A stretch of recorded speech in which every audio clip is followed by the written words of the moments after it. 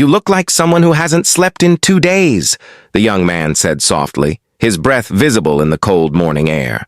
He wasn't being rude. He wasn't being intrusive. He was looking, the way very few people ever truly look at another human being anymore. And the woman standing in front of his small coffee cart on that rain-soaked November morning felt, for one extraordinary second, and utterly seen.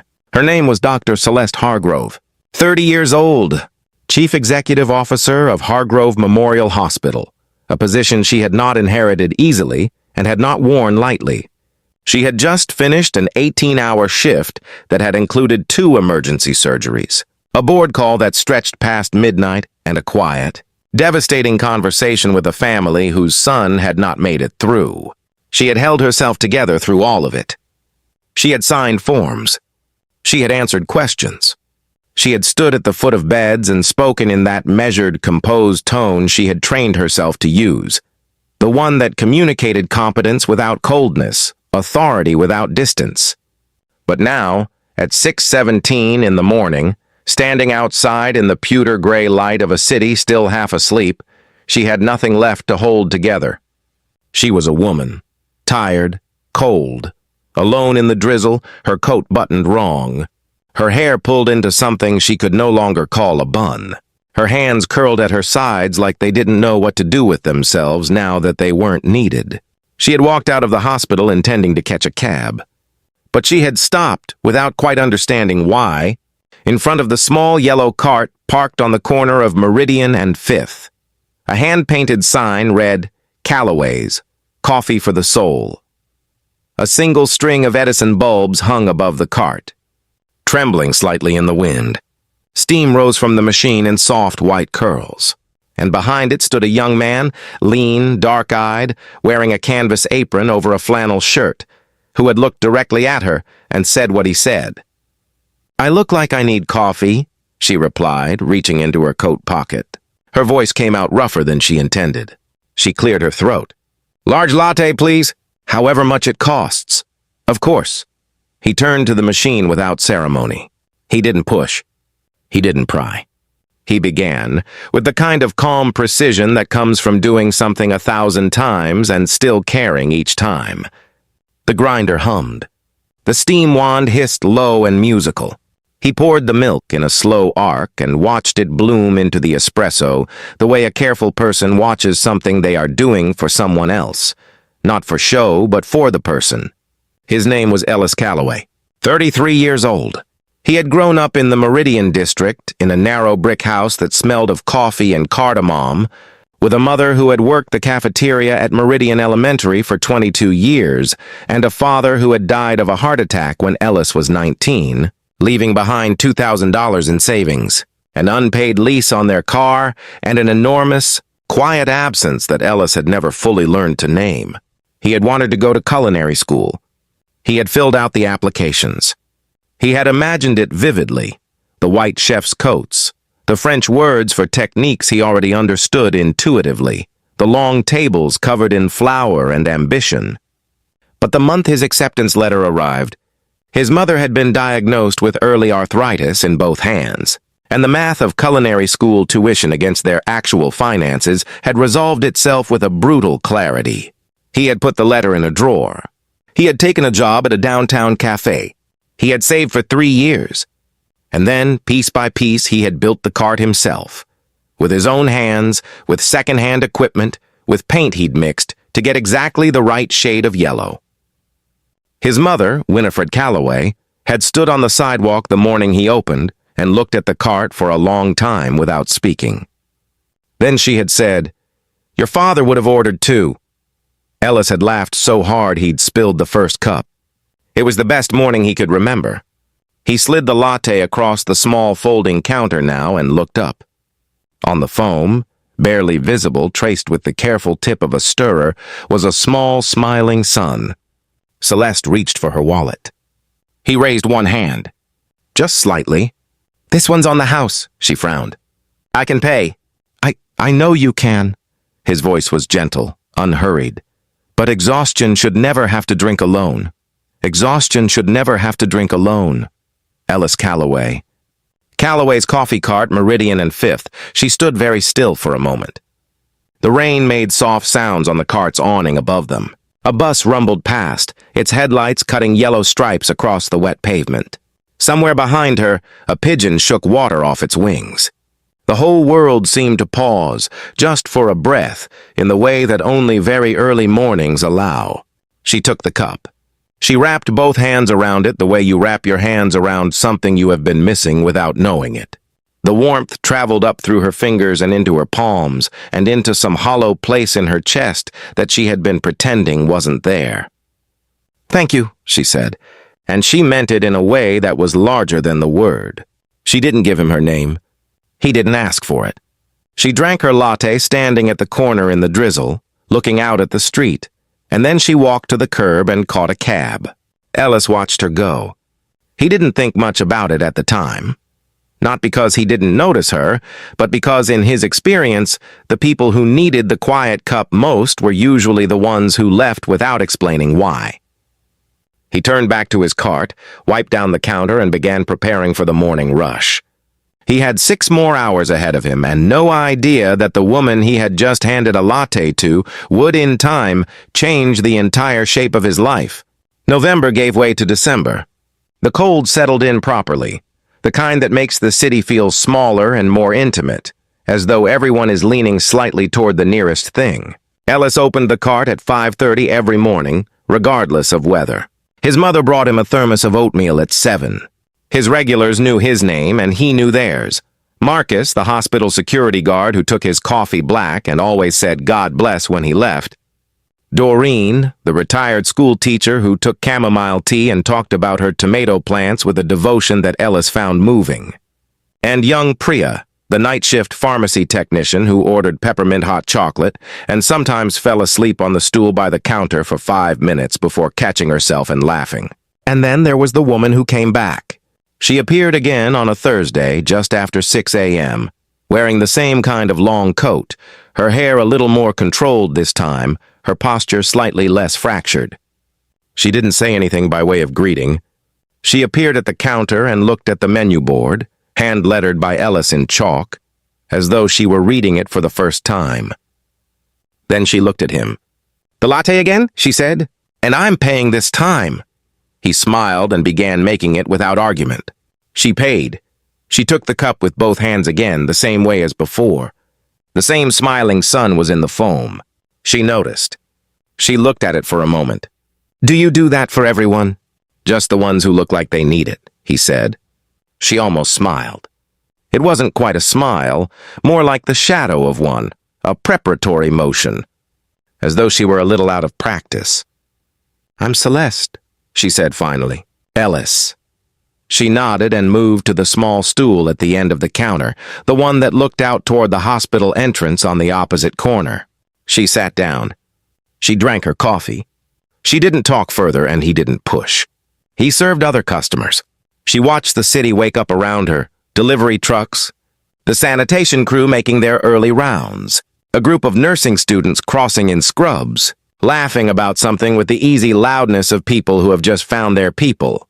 After about 20 minutes, she stood, set the empty cup on the counter with a quiet, "Thank you," and crossed the street back toward the hospital. Ellis watched her badge scan the door. He noticed for the first time the way she stood straighter when she approached the building, like she was putting something on, assembling herself piece by piece as she got closer to the glass doors. It was not, he thought, unlike the way his mother used to prepare herself each morning to walk into a room full of children who needed things from her. That careful, private squaring of the shoulders, that silent decision to be enough. He thought about that for a long time after she went inside. By the second week of December, Celeste Hargrove was coming by the cart 4 mornings out of 7. She told herself it was convenient. She told herself the coffee was good, which it was, and that the location made sense given her schedule.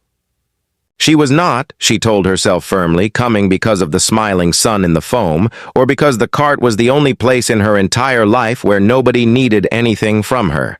That last part took a little longer to admit. She had inherited the CEO position at Hargrove Memorial 2 years ago, when her father, Dr. Elliot Hargrove, had suffered a mild cardiac event that had shaken him badly enough to step back from the administrative side. Though he still practiced as a physician 2 days a week with a stubbornness his cardiologist found both frustrating and admirable. Her father had built the hospital from a regional clinic into one of the city's leading medical centers over 30 years. Taking over from him had meant not just stepping into a large pair of shoes, but convincing everyone, board members, department heads, senior physicians, that she was more than her father's daughter. That she had earned the desk. That she deserved the wait. She had convinced them. She had done it through 17-hour days and meticulous preparation and a refusal to let anything slip that could be held against her. She had been, by every measurable standard, excellent at her job. The patient satisfaction scores had risen. 3 new department wings had broken ground. Staff retention had improved. The numbers told a clear, flattering story. What the numbers did not tell was that she had not taken a full day off in 11 months. That she ate most of her meals at her desk, barely tasting them. That she sometimes forgot to drink water until her head began to ache. That her grandmother, Marguerite Hargrove, a 78-year-old woman with silver braids and a directness that had not dulled with age, had sat across from her at Thanksgiving dinner, looked at her for a long moment and said quietly, "A person cannot heal others while breaking inside. Celeste." That Celeste had changed the subject immediately and not thought about it since. Or had tried not to. She thought about it now, sitting on the stool at Calloway's cart in the early light. Her second coffee growing between her hands. Watching Ellis move around his small workspace with an economy of motion that she found oddly calming. He never wasted a gesture. He never seemed rushed. He listened to Doreen's tomato plant updates with genuine attention. He handed Marcus his black coffee with a quiet, "Stay out there," that Marcus received with a nod that contained more gratitude than most words could. He noticed things. That was what she kept coming back to. In a world that ran at a speed designed to make noticing impossible, Ellis Calloway had somehow arranged his life around the practice of it. The evening that changed everything came without warning, as such evenings tend to. It was a Thursday in mid-December. Bitter cold. The kind of night when the city's lights smear in the wet air and everything feels both sharper and more fragile. Ellis had closed the cart at 3 and spent the afternoon doing inventory and repairs in the small storage unit he rented 2 blocks away. He was walking back along Meridian at just past 8 o'clock, his collar turned up, when he heard it. A sound that was not quite crying and not quite not crying. Something in between. The sound of someone trying very hard to hold something in and losing the effort. He found the source around the side of the hospital building near the loading dock where the supply trucks came in the morning. A young man of maybe 26, 27, was sitting on a concrete barrier in his white coat, his face in his hands, his shoulders shaking in that way that means a person has been holding it together for a very, very long time and has finally quietly given up. Ellis did not walk past. He never walked past. It was not for him a decision. It was not something he was capable of doing. He sat down on the barrier a few feet away and said nothing for a moment. He had learned, from his mother, from years of watching people at their most depleted, that the first thing a person who is breaking needs is not words. It is presence, the simple, steady knowledge that someone is there. After a minute, the young man looked up. His eyes were red. His name badge read Dr. Tobias Wren, internal medicine resident. "Sorry," Tobias said, his voice cracked. Sorry. "I'm fine." "You don't have to be fine," Ellis said simply. Tobias stared at him. "Who are you?" "I run the coffee cart on the corner." "You've probably never noticed it at 8 in the morning when you're getting off night shift and it feels like your head is filled with wet sand." Something in the absurdity of that made Tobias exhale. Not quite a laugh, but the involuntary release that sometimes comes just before one. He pressed his palms against his knees. "I lost a patient tonight," he said. I know this happens. They tell you it's going to happen, and you believe them, and then it does, and it's nothing like what they prepared you for." She was 63. She had a granddaughter visiting. The granddaughter had made her a drawing. Of a dog. He stopped. He pressed the heel of his hand against his eye. "I'm sorry, I don't know why I'm telling you this." Because it happened and it's real, and you needed someone to hear it, Ellis said. He reached into the deep pocket of his coat and pulled out a flat thermos. He always carried one, filled in the morning and rarely finished. It's just tea, but it's warm. Tobias took it. He held it the way Celeste held her coffee, with both hands, like a small fire in the dark. They sat on the concrete barrier for 20 minutes. Ellis did not offer advice. He did not list the ways medicine was a noble calling or tell Tobias that it would get easier. He listened. He asked a few questions about the patient, about the granddaughter, about what Tobias had said to the family. Small questions that created space for the young man to speak, to put words around what had happened, to do the necessary human work of making it real and bearable at the same time. When Tobias finally stood to go back inside, he looked different. Not healed, nothing heals in 20 minutes on a concrete barrier in the cold, but steadier, like someone who had been helped to find the ground again after a long fall. "Thank you," he said. "I mean it, really. Come by the cart sometime," Ellis said. 8 o'clock. "Tea on me," Tobias almost smiled. He went back inside. Ellis stood alone for a moment in the cold, breathing out slowly. Then he turned to walk home. He did not notice until later that a figure had been standing in the shadow of the building's side entrance for most of those 20 minutes. Still, watching. Her hands pressed flat against her coat, as though holding something in place. Celeste Hargrove walked back inside the hospital and stood in the corridor for a long time, not moving, not looking at anything in particular. She had come down to the loading dock to get something from the supply manager, had heard voices, had stopped, had stayed. She had watched a man she barely knew sit down beside a stranger in pain and give him 20 minutes of quiet, steady, genuine attention. No agenda, no performance, no reward. He hadn't known she was watching. He hadn't known anyone was watching. He had seen someone who needed something and had given what he had without calculating the cost. She thought about what her grandmother had said. A person cannot heal others while breaking inside. She thought about her own hands and what they did all day, signing, gesturing, operating, directing, and how rarely in the last several years they had held something without purpose, without function, just held it. She took the elevator back upstairs and sat down at her desk and did not open her laptop for 11 minutes. She just sat, breathing, letting something settle that had been unsteady for a very long time. Hospitals heal bodies, but kindness heals people. January arrived and brought with it a new severity of cold and a hospital that did not slow down for the season. Celeste had, without making a formal decision about it, begun sleeping 7 hours a night instead of 5. She had started eating breakfast, real breakfast, not a protein bar consumed over a budget document. Small adjustments, the kind that don't announce themselves.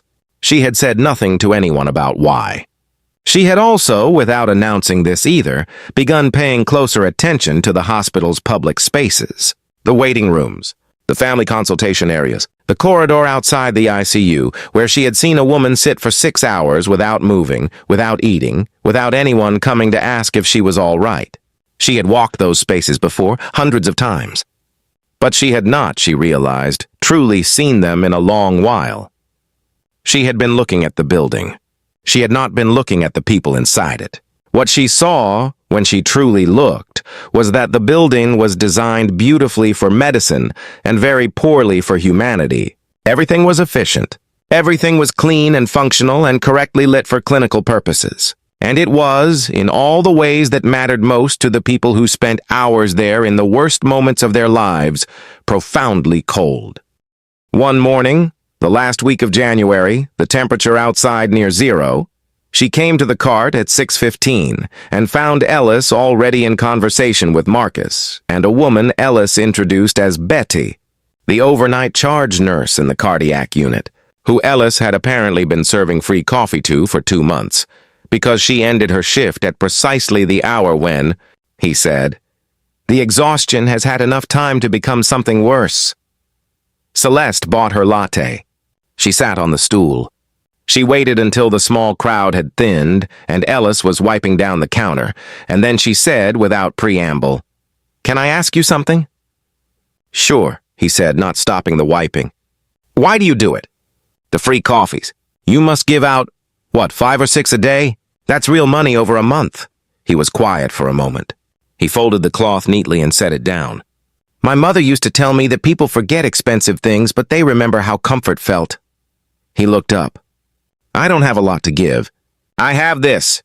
So." Celeste looked at him for a moment. At this young man with his canvas apron and his hand-painted cart and his 6 a.m. warmth. At the Edison lights above him, trembling a little in the cold wind off the street.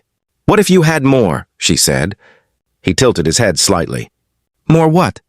"More space. More reach. More of this."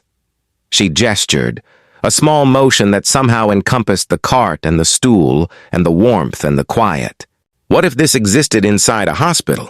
Not a kiosk, not a vending machine, not a corporate coffee counter with a loyalty app. What you do here, the way you do it. What if the people waiting outside ICU rooms could find this instead of a row of plastic chairs and a water fountain? He stared at her. She could see the exact moment the idea landed in him, not as surprise, but as recognition. As though she had named something he had been thinking about for a long time in a language he hadn't found yet. "You work in the hospital," he said slowly. "I run it," she said. The silence that followed was the kind that comes when something has irrevocably shifted, and both people know it, and neither one knows quite what to do with that knowledge yet. Ellis sat down on the stool on his side of the counter. He looked at his cart. He looked at the hospital building across the street. He looked back at her. "You're Dr. Hargrove," he said. It wasn't a question. The name was on the building. He had never connected it to the woman who held her coffee with both hands and watched the city wake up from his stool 4 mornings a week. "I'm Celeste," she said, the same way she had said it the first time. "Just the name. Nothing else? I've been coming here for 2 months, and you've never once treated me like someone important. Do you know how rare that is?" "I didn't know you were someone important," he said. "I just knew you were someone tired." Celeste and Ellis Calloway's cart, late January, he was quiet. She watched him process it. The embarrassment came, she could see that. A faint tightening around his eyes, a slight stiffening, the instinct to recalibrate. To start treating her differently now that he knew. "Don't," she said quietly. He looked at her. "Don't change how you talk to me," she said. "You treated me like a human being. Not like a CEO, not like a patient, not like someone you needed something from. Just a person who needed a cup and a minute of quiet. That is rarer than you know, and I would very much like you to keep doing it." The stiffening eased. He exhaled. He almost smiled. The full version, the real one, not the professional courtesy version he used with strangers. "Okay," he said. "Good," she said. "Now tell me about this idea. The cafe, how you'd do it, what it would look like, what you'd keep, and what you'd change." He looked at her steadily for a moment. Then he reached under the counter and pulled out a battered notebook, the kind with a soft cover and graph paper inside, filled cover to cover with handwriting and small sketches, lists of coffee ratios, notes about suppliers, ideas jotted down at odd hours. He opened it to a page near the middle. He set it on the counter between them. She leaned forward and read. It took 4 months of meetings. Not the grand, formal kind, though those happened too, with the board and the operations team and the legal department.